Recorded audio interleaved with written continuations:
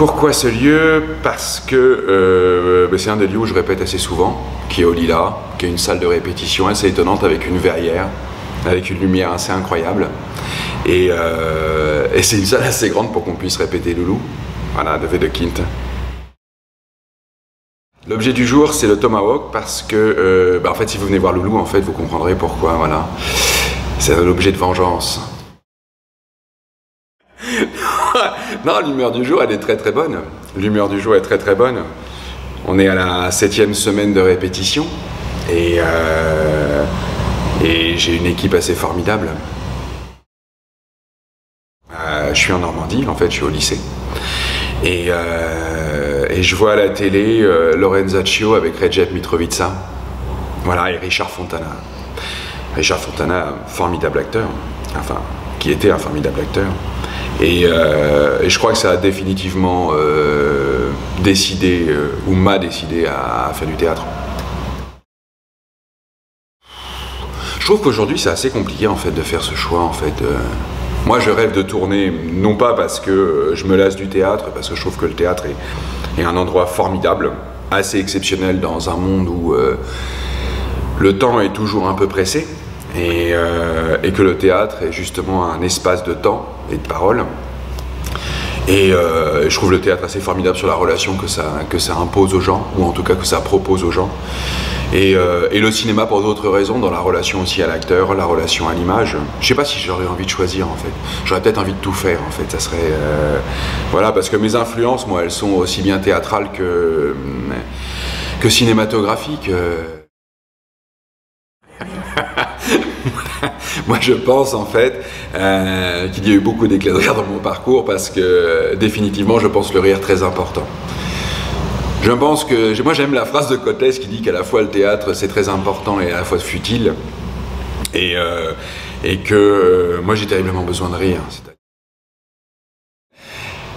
Non, pour moi il y a plusieurs littératures. Il y a une littérature scientifique et je viens de relire le discours sur l'origine, comment dire, le discours sur l'origine de l'univers d'Étienne Klein et ça c'est juste fascinant. Après j'ai une grande fascination pour une femme qui est la femme qui est Virginie Despentes et je trouve que c'est une des grandes, alors je sais pas si on doit dire écrivain ou écrivaine, enfin peu importe, c'est sûr c'est qu'elle écrit terriblement bien. Par exemple là je suis plongé dans Dôme de Lillo. C'est sûrement un des grands auteurs voilà, internationaux avec Philip Roth.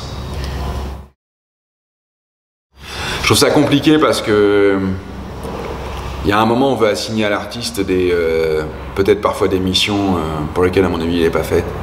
Et puis surtout en ce moment je trouve qu'on demande beaucoup aux artistes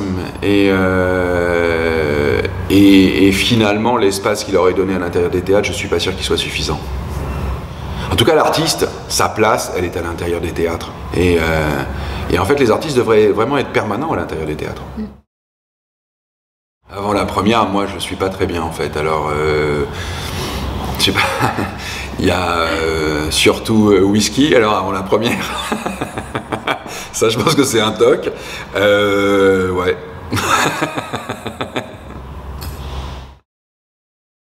J'ai moins de phrases de chevet que... Non, j'ai pas forcément... Ou alors j'ai des livres, enfin c'est long. Donc faire une citation paraît toujours un peu compliqué. Non, moi la phrase du moment en ce moment, c'est... Enfin là, pour Loulou, en fait, c'est une héroïne dans un monde dessiné par les hommes. Alors merci mon fils de m'avoir prêté son Tomahawk. Cette question de refaire est toujours un peu bizarre quand même, non? Je sais pas. Si c'était à refaire quoi? J'ai une famille qui est plutôt chouette. J'ai rencontré des gens assez incroyables et j'ai voyagé dans le monde et fait du théâtre avec des Argentins, bientôt des Américains, des Suisses, des Italiens, des Brésiliens. Voilà. Ouais, je crois pas que je referais grand chose en fait.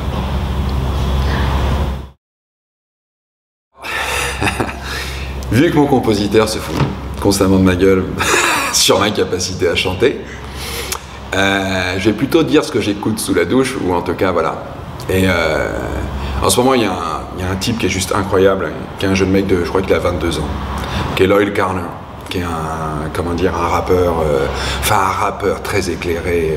Je chante même pas sous la douche, lui, c'est-à-dire que voilà, c'est même pas possible. Et mon autre référence serait Melody Nelson de Gainsbourg. Par moi-même, personne n'a jamais pris dans ses bras. Ça vous étonne, mais c'est comme ça.